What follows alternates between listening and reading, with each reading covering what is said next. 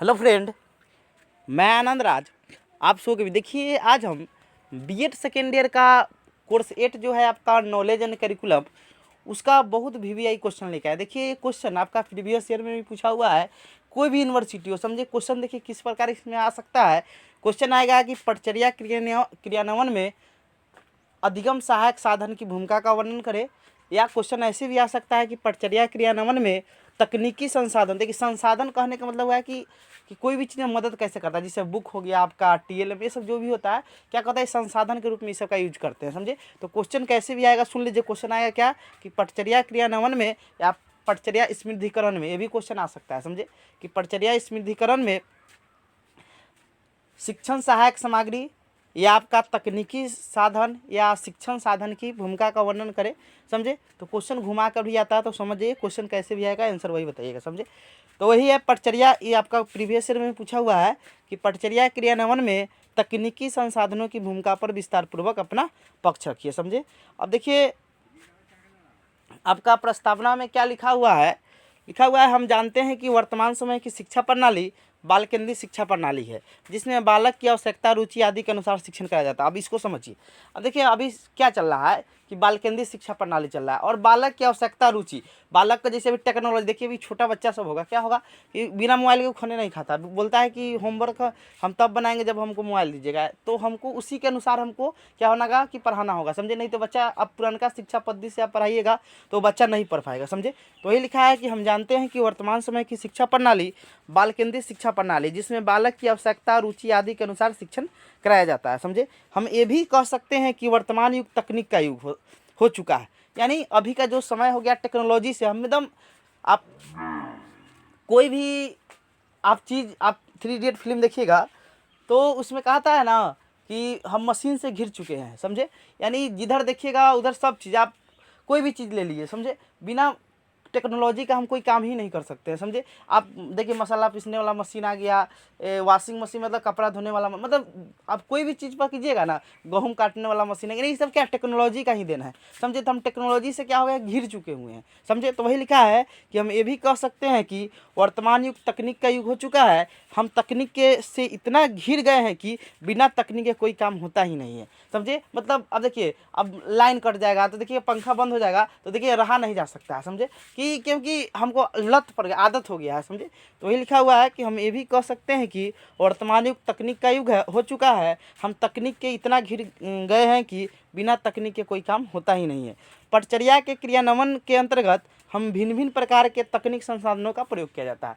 यानी कहने का मतलब क्या हुआ कि पटचर्या के क्रियान्वयन प्रक्रियाओं को बढ़ावा देने में, यानी स्मृतिकरण में, पटचर्या के क्रियान्वयन या स्मृतिकरण के अंतर्गत हम भिन्न भिन्न प्रकार के तकनीक संसाधनों का प्रयोग करते हैं। समझे अब पटचर्या के क्रियान्वयन में तकनीक संसाधन के रूप में हम सूचना एवं संप्रेषण तकनीक, information and communication technology, ICT का प्रयोग मुख्य रूप से किया जाता है। यानी कहने का मतलब क्या हुआ कि पटचर्या के क्रियान्वयन में तकनीक संसाधन के रूप में सूचना एवं संप्रेषण तकनीक, information and communication technology, ICT का प्रयोग मुख्य रूप से किया। आप लोग आईसीटी 3 पढ़े, चैप्टर आपका ईपीसी 3 जो होगा बीएड फर्स्ट ईयर में, वो क्या है आपका, वही आपका आईसीटी यानी इन्फॉर्मेशन कम्युनिकेशन टेक्नोलॉजी है। समझे यानी अपने आईसीटी को समझना है। समझे तो वही लिखा है कि सूचना एवं संप्रेषण तकनीक है। आगे लिखा हुआ है सूचना एवं संप्रेषण तकनीक से अभिप्राय, औजारों, उपकरणों तथा अनुप्रयोग आधार से युक्त एक ऐसी तकनीक है जो सूचना के संग्रहण मतलब जमा करता है, भंडारण, पुनः प्रस्तुतिकरण, फिर उसको क्या करता है, पुनः प्रस्तुत भी करता है। समझे पुनः भंडारण, पुनः प्रस्तुतिकरण, उपयोग, हस्तांतरण मतलब उपयोग भी करता है, यूज भी करता है, और हस्तांतरण का मतलब हुआ कि ट्रांसफ़र भी करता है। एक से फाइल को क्या कर सकते हैं, दूसरे स्थान में हम ट्रांसफ़र कर सकते हैं। समझे आदि में सक्षम होती है। समझे अब देखिए आईसीटी क्या होता है समझिएगा। देखिए जितना भी आप लोग बीएड फर्स्ट ईयर में होंगे तो ईपीसी 3 आप लोग पढ़े होंगे। तो ईपीसी 3 में क्या होता है, क्रिटिकली अंडरस्टैंडिंग ऑफ आईसीटी, यानी आईसीटी के बारे में आपको क्या है समझना है। तो उसमें देखिए कंप्यूटर के बारे में पढ़ना है, ये सब चीज़ के बारे में पढ़ना है। तो मान लीजिए कंप्यूटर के बारे में आपको जानकारी होगा तो कोई डाटा को आप सेव कर लीजिएगा, फिर उसे फिर पुनः प्रेजेंटेशन भी कर सकते हैं, उस फाइल को फिर दूसरे आदमी के पास भेज भी सकते हैं, उसको प्रिंट भी कर सकते हैं। यानी कहने का मतलब हुआ है कि अभी के तकनीक युग में आईसीटी का मुख्य रूप से योगदान है, समझे। अब लिखा हुआ है परिचर्या के क्रियान्वयन के लिए निम्नलिखित तकनीक संसाधनों का प्रयोग किया जाता है। अब देखिए सबसे पहले आता है इंटरनेट। अब देखिए ये सब चलाने के लिए आपके पास इंटरनेट होना चाहिए, समझे। और इंटरनेट के लिए आपको इंटरनेट पर आप कोई चीज़ सर्च कर लेते हैं, कोई भी जानकारी ले सकते हैं, समझे। लिखा है इंटरनेट ने परिचर्या के क्रियान्वयन में महत्वपूर्ण भूमिका निभाई है। यह शिक्षार्थियों को नई ऊंचाइयों पर पहुंचने में बहुत सहयोग दिया है और देता। देखिए लॉकडाउन जब था तो बच्चा तो क्लास में नहीं जाता था पढ़ने के लिए, तो क्या इंटरनेट के माध्यम से ही क्या होता था कि बच्चा पढ़ता था। और इंटरनेट पर क्या है कि आपको बहुत सारा ऑप्शन है, कोई चीज़ दिक्कत हुआ सर्च कर लिए, समझे। तो वही लिखा है कि इंटरनेट ने परिचर्या के क्रियान्वयन में महत्वपूर्ण भूमिका निभाई है। यह शिक्षार्थियों को नई ऊंचाइयों पर पहुँचने में बहुत सहयोग दिया है और देता रहेगा।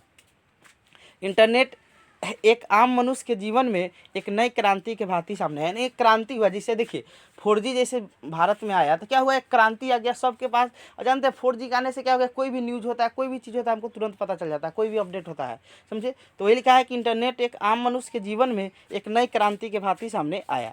अब लिखा है इंटरनेट शिक्षकों एवं छात्रों के लिए वरदान साबित हुआ है। वरदान समझिए कि शिक्षक के लिए भी, मान लीजिए शिक्षक के कुछ डाउट होता था तो क्या होता था कि इंटरनेट पर सर्च करके पता कर लेता है, समझे। तो वही लिखा है इंटरनेट शिक्षकों एवं छात्रों के लिए वरदान साबित हुआ है।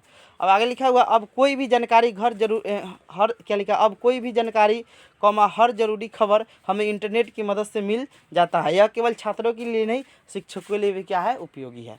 दूसरा आपका ई बुक्स, जिसे इलेक्ट्रॉनिक्स बुक्स कहते हैं। देखिए जिसको पैसा खरीदने के लिए नहीं है, समझे, सब बुक तो नहीं खरीद सकता है, तो ये ई बुक पर आप बुक पढ़ सकते हैं, समझे। तो लिखा हुआ है इलेक्ट्रॉनिक्स बुक्स, इसका फुल फॉर्म होता है, लिखा हुआ है इसकी मदद से कोई भी छात्र कोई भी किताब पढ़कर उसका ज्ञान प्राप्त कर सकता है। उसे हर किताब खरीदने की ज़रूरत नहीं है, वह कहीं भी बैठकर बस ई बुक के जरिए वह किताब पढ़ सकता है, समझ गए। तीसरा है ब्लॉग्स। देखिए ब्लॉग्स का अपना अपना सब ब्लॉग्स बनाता है, उसमें अपना विचार रखता है, समझे, अपना थिंकिंग रखता है। देखिए अब आप कोई भी अमेरिका के राष्ट्रपति का थिंकिंग रहेगा, ब्लॉग रहेगा, फिर आपका जो CEO है आपके गूगल के, सबका अपना ब्लॉग पढ़िएगा तो आपको ज्ञान बहुत अच्छा मिलेगा, समझे। तो लिखा है ब्लॉग एक ऐसी जगह है जहाँ अलग अलग तरह के लोग आकर अपनी कुछ बात कहते हैं और कुछ बात लिखते हैं। ब्लॉग ऐसी जगह है जहाँ पर हर व्यक्ति किसी एक चीज़ पर कुछ लिखता है या ज्ञान देता है, समझे, जहाँ पर कुछ ज्ञान देगा, समझे। हर व्यक्ति का अपना अपना ब्लॉग होता है जिस पर वह विभिन्न प्रकार के विषयों पर लिखता है और दूसरे लोग उसे पढ़ते हैं। इसे पढ़कर बहुत से छात्र और छात्राएं नई चीज़ों के बारे में जान सकते हैं, समझे। तो ब्लॉग भी बहुत योगदान देता है परिचर्या क्रियान्वयन में। तीसरा आपका है इंटरेक्टिव वाइट बोर्ड, जिसे हम लोग डिजिटल बोर्ड भी कहते हैं। अभी जो डिजिटल बोर्ड आ रहा है, समझे, उसी को क्या कहते हैं, इंटरेक्टिव वाइट बोर्ड कहते हैं, समझे। इंटरेक्टिव वाइट बोर्ड एक बड़ी स्क्रीन होती है जिसे स्पर्श के द्वारा चलाया जाता है, समझिए एंड्रॉयड टाइप का होता है, और उसको क्या कर सकते हैं आप हाथ के द्वारा या हाथी के द्वारा चला सकते हैं, समझ गए। शिक्षण अधिगम प्रक्रिया में यह शिक्षक एवं शिक्षार्थी के मध्य अंतःक्रिया के लिए सहयोग पर। देखिए इसमें आप प्रत्यक्ष रूप से बच्चा कोई चीज़ दिखा कर डायग्राम थ्रू कोई चीज़, मान लीजिए बायो पढ़ा रहा है तो उसको कोई अब हट के बारे में सब चीज़ पढ़ा के तो बच्चा वो चीज़ ज़्यादा समझेगा, समझे। तो वही लिखा है कि यह शिक्षण एवं शिक्षार्थी के मध्य अंतःक्रिया के लिए सहयोग प्रदान करता है।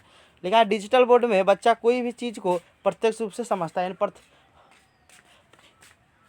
प्रत्यक्ष रूप से समझता है, समझ गए। पाँचवा है आपका ऑनलाइन फॉर्म। अब ऑनलाइन फॉर्म क्या होता है, जिसे आप लोग गूगल मीट के नाम सुने हो, जिस पर आप दूर रहकर भी आप लोग आपस में बात करते हैं, जूम ऐप हुआ, ये सब क्या ऑनलाइन फॉर्म होता है, समझे। लिखा हुआ है ऑनलाइन फॉर्म के जरिए छात्र एक दूसरे के साथ अलग अलग विषयों पर वार्तालाप एक दूसरे के ज्ञान को बढ़ावा दे सकते हैं। यानी एक जगह बैठकर आप कहूँ बैठे हुए हैं, आप एक जगह बात कर सकते हैं, समझे, एवं नई नई चीज़ों के बारे में एक दूसरे से बातचीत कर जान सकते हैं, समझे। ऑनलाइन फॉर्म एक पेड़ की तरह है जिसकी शाखाएं बच्चे हैं, मतलब एक पेड़ है उसको क्या बना, मतलब एक जगह जोड़ कर रखा हुआ है, समझ रहे हैं ना, एक जगह क्या क्या है जोड़ के रखा हुआ है, जिसकी शाखाएं बच्चे हैं जो एक दूसरे से पढ़ने और बढ़ने में मदद करते हैं, समझ गए। अगला है प्रोजेक्टर। आप प्रोजेक्टर के बारे में जानते ही हैं। देखिए प्रोजेक्टर एक ऐसी वस्तु है जिसमें शिक्षक को देखिए प्रोजेक्टर के बारे में आप लोग जानते होंगे।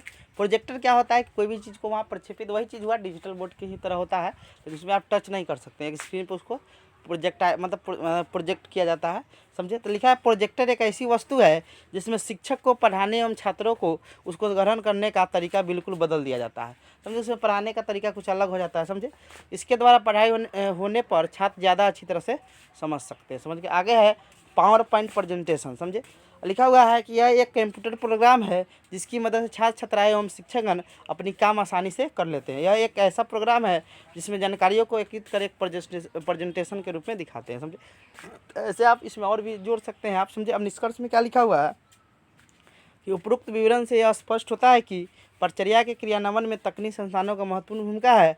वर्तमान समय बिना तकनीक का हम कल्पना भी नहीं कर। देखिए और चीज़ बताते हैं कि ये तो हो गया बीएड फर्स्ट ईयर और बीएड सेकेंड ईयर के लिए। जो सेकेंड ईयर में होंगे उनके लिए क्लास स्टार्ट हुआ है आपका क्रैश कोर्स, समझे। और जो बिहार यूनिवर्सिटी, जेपी यूनिवर्सिटी और मौलाना यूनिवर्सिटी से होंगे, 3 यूनिवर्सिटी से, उनके लिए इस नंबर पर आप मैसेज करके क्लास के बारे में जानकारी ले सकते हैं, समझे। 9576002401 पर, समझे। इस नंबर पर मैसेज करके आप क्लास के बारे में, आपका एग्जाम तक क्लास चलेगा, समझे। बिहार यूनिवर्सिटी, मौलाना और जेपी, समझे। Thank you.